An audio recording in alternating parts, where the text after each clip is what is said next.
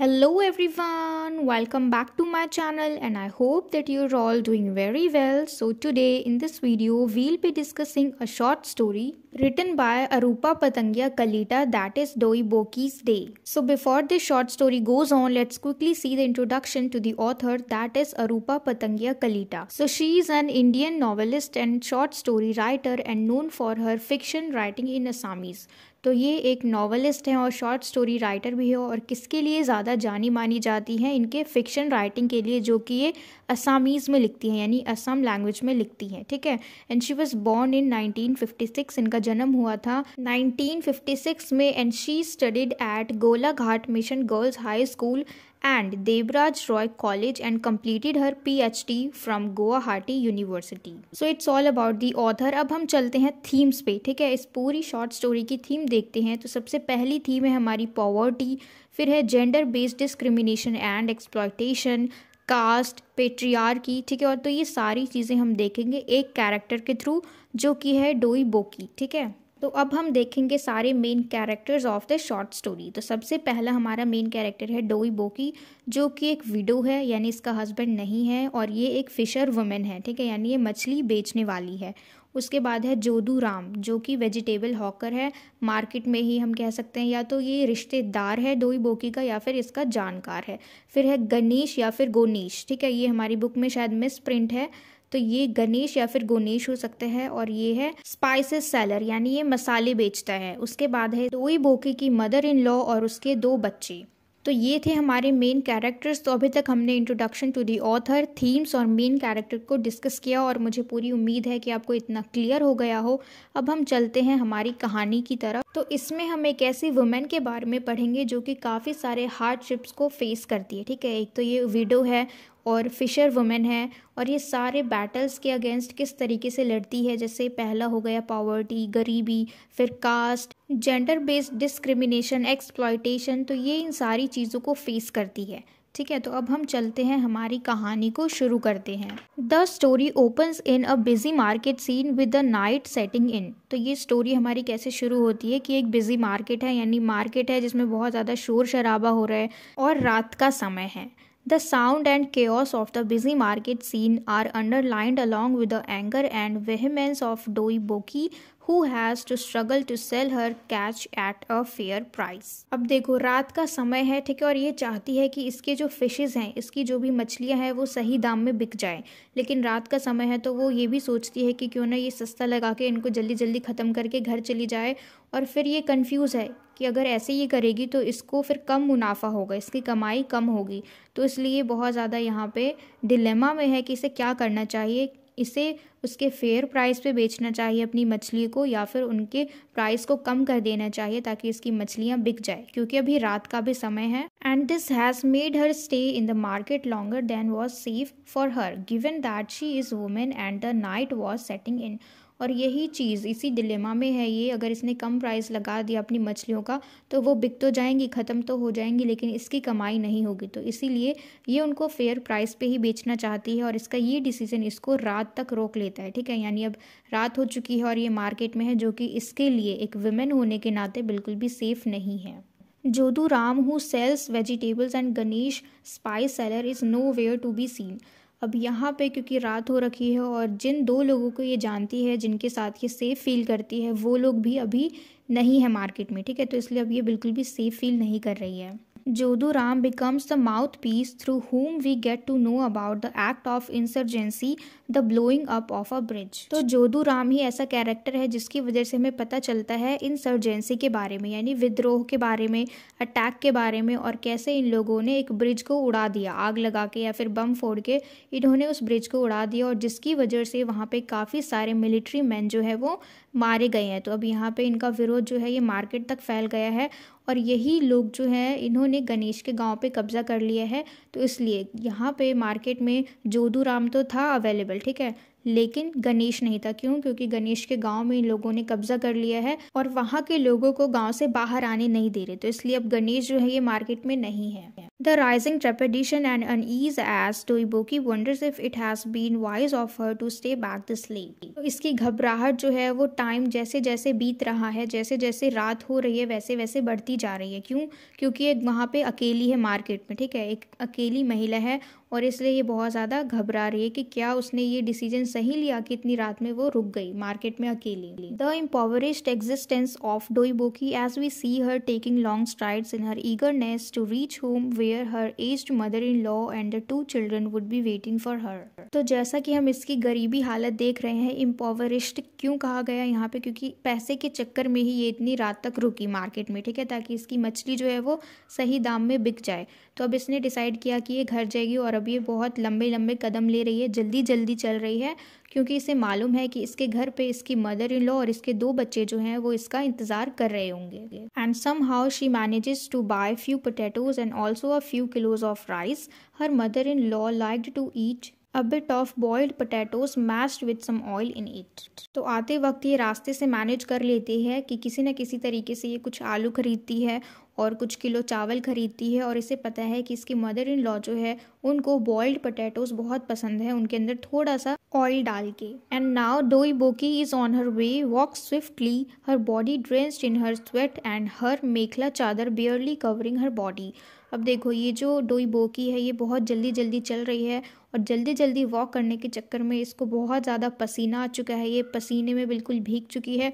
और मेखला चादर ये जो है एक तरीके की साड़ी होती है जो कि असम की औरतें पहनती हैं, ठीक है, तो इसने भी वही साड़ी पहन रखी है, which is barely covering her body, क्योंकि इसका सारा ध्यान कहाँ पे है, जल्दी घर पहुँचने पे है। And Doiboki sees the sky swollen with dark clouds threatening thunderstorm. और जैसे जैसे ये आगे बढ़ती है ये नोटिस करती है कि जो मौसम है वो बिल्कुल ख़राब होता जा रहा है, आसमान बिल्कुल काले बादलों से घिर गए और वहाँ पे आंधी तूफान आनी शुरू हो चुकी है। And now the fact that she is a lowly fisher women and outcast is brought to the fore powerfully when Doiboki struggles to make a choice later in the story enters Namghar to save her life. क्योंकि देखो ये रास्ते में है, आधे रास्ते में है, इसका घर बहुत दूर है, दूसरे गाँव में है, ये जाना चाह रही है, ये भाग भी रही है, जल्दी जल्दी चल भी रही है, लेकिन मौसम ख़राब हो चुका है, ठीक है। और जैसे जैसे ये आगे बढ़ती है इसकी नज़र पड़ती है मिलिट्री मैन पे जो कि अटैक करने आ रहे हैं, ठीक है, तो उनको देख के और ज़्यादा डर जाती है और अब इसके पास कोई ऑप्शन नहीं है, तो ये कहाँ जाती है खुद को बचाने के लिए उन मिलिट्री मैन से और ये जो आंधी तूफान है इन सब से बचने के लिए इसके पास सिर्फ एक ही ऑप्शन है, लास्ट ऑप्शन है, कहाँ, नामघर। अब देखो ये नामघर जो है ये एक मंदिर है, ये असमीज लोगों का टेम्पल है, ठीक है, जो कि बहुत बड़ा है, इसके अंदर गार्डन भी है, पॉन्ड भी है, ट्रीज भी है, बैनियन ट्री भी है, ठीक है, तो इस तरह बहुत सारी चीज़ें हैं, बड़ा सा मंदिर है। लेकिन यहाँ पे क्या है कि यहाँ पे कोई भी वुमेन नहीं जा सकती, महिलाएं नहीं जा सकती। अब देखो चाहे वो अपर कास्ट की महिलाएं हैं, चाहे वो ब्राह्मण ही क्यों न है, तब भी वो नहीं जा सकती, ठीक है। और ये तो नीची जाति की है, ठीक है, एक फिशर वुमेन है, गरीब है, आउटकास्ट है, तो ये तो मतलब जा ही नहीं सकती। तो नामघर में सिर्फ अपर कास्ट के लोग जाते हैं, ब्राह्मण लोग जाते हैं, और जो भी सिर्फ मैन है, जो पुरुष हैं, सिर्फ वही जा सकते हैं, मेल ही जा सकते हैं, फीमेल नहीं जा सकती, ठीक है। फीमेल का जाना वहाँ अपवित्र माना जाता है कि यानी देखो मंदिर जो है वो सेक्रेट जगह है, एक पवित्र स्थान है, और वहाँ पे अगर महिलाएं गई तो वो अपवित्र हो जाएगा, ऐसा माना जाता है। तो इसलिए वहाँ पे अमीर घर की औरतें जो हैं, अपर कास्ट की औरतें जो हैं, उनका जाना भी मना है, ठीक है। और यहाँ पे डोइबोकी जो है बचने के लिए रात से, ये अंधेरे से, जो आंधी तूफान है उससे और मिलिट्री से खुद को बचाने के लिए वो नामघर में घुस जाती है। And Doiboki becoming conscious of the smell coming from her body and which she later dreads is defiling the sacredness of the Namghar where she is compelled to take refugee. अब देखो डोइबोकी जो है ये एक फिशर वुमेन है और इसके अंदर से मछली की स्मेल आना ये बिल्कुल ऑब्वियस है, और ये बात इसको बहुत अच्छे से पता है कि इसके अंदर से फ़िश की स्मेल आ रही है, और ये बहुत ज़्यादा डर रही है क्योंकि अब इस बदबू से, और क्योंकि ये नीची जाति से है, ये आउटकास्ट है, तो ये बहुत ज़्यादा डर रही है कि कहीं ये इस मंदिर के सेक्रेडनेस को अपवित्र ना कर दे, ठीक है, डिफाइल ना कर दे। पर इसके पास कोई रास्ता नहीं है, ये बिल्कुल मजबूर है, इसीलिए इसको यहाँ पे आना पड़ा, यहाँ पे शरण लेना पड़ा। तो अब डोइबोकी जो है ये अभी भी नामघर के अंदर ही है, और अंदर आने के बाद इसे याद आता है कि बचपन में इसे इसके सारे दोस्त बिग पॉन्ड टर्टल बोल के टीज करते थे, उसको चिढ़ाते थे ये बोल के कि बिग पॉन्ड टर्टल। अब क्यों ऐसा कहा गया? क्योंकि देखो नामघर के अंदर दो बड़े बड़े ऐसे पॉन्ड्स हैं जिनके अंदर दो टर्टल हैं, ठीक है, और उन दोनों का नाम है, एक का नाम है डोई बोकी और दूसरे का नाम है जशोदा। तो इन्हीं दोनों टर्टल में से एक टर्टल के नाम पे इस असली वाली जो लड़की है डोई बोकी, उसका नाम रखा गया है, ठीक है।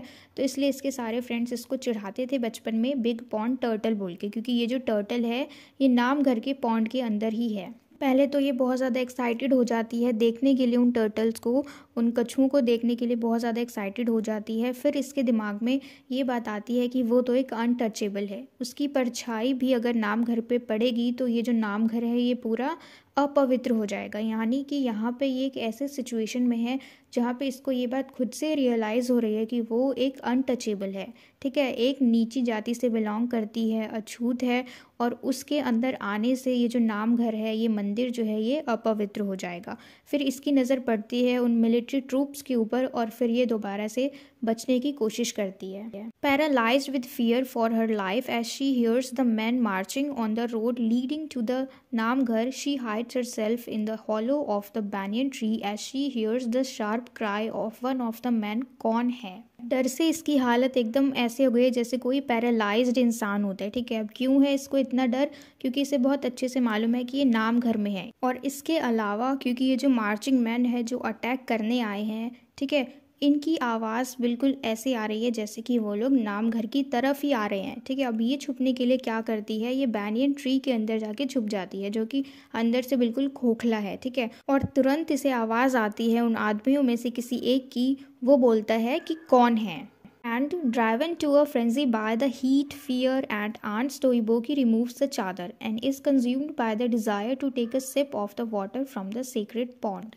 क्योंकि देखो ये इतनी ज़्यादा डरी हुई है, ये कुछ बोल नहीं पा रही, इसकी सांसें ऐसे अटक रही हैं, ये घबरा रही है बहुत ज़्यादा, और इसको गर्मी लग रही है क्योंकि ये उस हॉलो बैनियन ट्री के अंदर है। तो मतलब ये मानो बिल्कुल एक होता है ना पागलपन सा आ जाना, इस तरीके से ये बहुत ज़्यादा परेशान है, ठीक है। अब इसको प्यास लगती है और ये सोचती है कि क्यों ना ये सेक्रेड पॉन्ड से जाके पानी पी ले। इसके मन में इच्छा होती है, क्यों? क्योंकि ये अभी प्यासी है, इसे प्यास लगती है बहुत ज़्यादा। डोई बोकी, who has been conditioned to see herself as an outcast, finds her urge outrageous. तो अब देखो इसे प्यास तो लगी है, फिर ये सोचती है कि एक आउटकास्ट है, ठीक है, मतलब एक ऐसे कंडीशन में है जहाँ पे इसको रियलाइज़ होता है कि ये नीची जाति से बिलोंग करती है, लेकिन यहाँ पे अब इसको गुस्सा आता है and she is like she doesn't care. और फिर ये क्या करती है, she gives into temptation as she gulps down fistfuls of water. और फिर ये हाथ में पानी लेती है और फिर पानी को पी जाती है, ठीक है। मतलब एक सेकेंड के लिए ऐसा इसको फील होता है कि मतलब ऐसी भी क्या इंसानियत जहाँ पे लोगों को बांट दिया जाए, उसे प्यास लगी हुई है तो वो जाके सीधा पानी पी लेती है, ठीक है, कोई चीज़ को इतना ज़्यादा नहीं सोचती।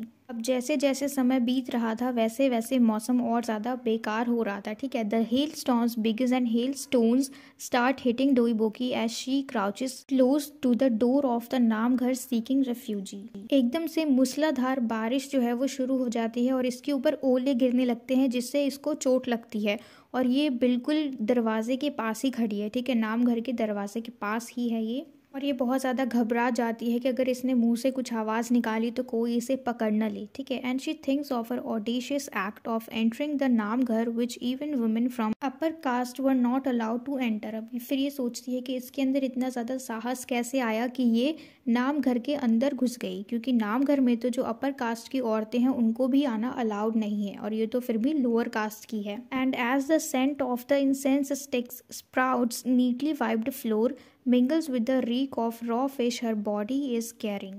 फिर इसे अचानक से खुशबू आने लग जाती है अगरबत्ती की और स्प्राउट्स की, जो फ्रेश आती है ना हवा, इस तरीके से इसको खुशबू आने लग जाती है। और कितने अच्छे से फ्लोर जो है वहाँ पे पोछा लगाया गया है, इतनी सफाई है वहाँ पे, लेकिन ये जो अगरबत्ती की खुशबू है इसके अंदर इसके बॉडी से जो आ रही है कच्चे मछली की खुशबू, वो भी मिक्स हो गई। तो अब देखो एक तरीके से जो डोई बोके का डिसीजन था नामघर के अंदर रेफ्यूजी लेना, ठीक है, खुद को बचाने के लिए, तो इस चीज़ ने जो अपर कास्ट की औरतें हैं उनकी भी एक बार के लिए बेइज्जती कर दी अपने इस डिसीजन से। क्योंकि देखो अपर कास्ट की औरतें जो हैं उनको भी मंदिर के अंदर आना अलाउड नहीं है, और ये आ गई, जबकि ये एक लोअर कास्ट की औरत है, उसके बावजूद ये इस मंदिर में आ गई, ठीक है।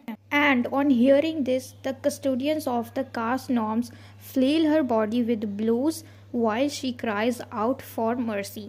अब देखो, जैसे ही ये बात लोगों को पता लगी कि यहाँ पे नाम घर के अंदर, मंदिर के अंदर कोई नीची जाति की औरत आ चुकी है और उसने पूरा जो मंदिर है उसको अपवित्र कर दिया, ठीक है, इम्प्योर कर दिया। तो जो लोग कास्ट नॉर्म्स के जो लोग हैं, यानी जिनका बहुत ज़्यादा जो आदर्श मानते हैं ना, यानी कास्ट को बहुत ज़्यादा वैल्यू देते हैं, तो उन लोगों ने इसको मार मार के घायल कर दिया, ठीक है। किसको? डोई बोकी को। किस लिए? क्योंकि वो मंदिर के अंदर गई और अब उनको लग रहा है, इनका ये मानना है कि इसने अंदर जाके पूरे मंदिर को इम्प्योर कर दिया, अपवित्र कर दिया। और डोई बोकी जो है वो रोने लगी और उनसे दया की भीख मांगने लगी। And then her old mother in law and her 2 children enter the domain of the Namghar to save Doiboki from the assaulters. और उसके बाद जो मदर इन लॉ है डोई बोकी की और उसके दोनों बच्चे जो हैं, ये लोग नामघर के अंदर जाते हैं उसे बचाने के लिए उन असॉल्टर्स से, यानी उनसे जो लोग उसको मार पीट रहे थे। And defying an unspoken norm, they tread into the Namghar, these dark-skinned, low-caste people, to save a woman being molested for no crime other than seeking refuge in the abode of God। तो अब यहाँ पे देखो, इन्होंने ये जो norms हैं ना, इनके कास्ट वगैरह, ये सारी चीज़ों की अवहेलना करते हुए ये लोग नाम घर के अंदर चले गए। जो डार्क स्किन पीपल हैं, लो कास्ट पीपल हैं, वो इस नाम घर के अंदर चले गए एक ऐसी औरत को बचाने के लिए जिसने कोई क्राइम नहीं किया, ठीक है। और जो बाकी लोग हैं, जो अपर कास्ट के लोग हैं, जो कास्ट नॉर्म्स को फॉलो करते हैं, उनके हिसाब से इसने बहुत बड़ा क्राइम किया एक मंदिर को अपवित्र करके, लेकिन इसने कोई क्राइम नहीं किया। ये तो सिर्फ भगवान के धाम में गई और भगवान की शरण में गई खुद को बचाने के लिए। और यहाँ पे इसी के साथ हमारी ये जो शॉर्ट स्टोरी है ये ख़त्म होती है। और इसमें हमने हर चीज़ को अच्छी तरीके से देखा, ठीक है, कि किस तरीके से जो लोअर कास्ट के लोग हैं उनके साथ डिस्क्रिमिनेशन होता है, उनके साथ एक्सप्लॉयटेशन होता है, बिना वजह उन्हें मारा जाता है, पीटा जाता है। और कैसे एक फ़ीमेल होने के नाते, क्योंकि देखो मार्केट में कोई नहीं था और डोई बोकी जो है ये अनसेफ फील कर रही थी, ठीक है, क्योंकि इसे अपनी मछलियाँ बेचनी थी सही प्राइस में। लेकिन अगर ऐसा करने के लिए ये थोड़ी और देर रुकती तो और ज़्यादा रात हो जाती, ठीक है। तो कैसे वो वहाँ पे सेफ नहीं थी। तो कैसे ये सब कुछ हमने सिर्फ एक कैरेक्टर के थ्रू देखा, और वो कौन थी?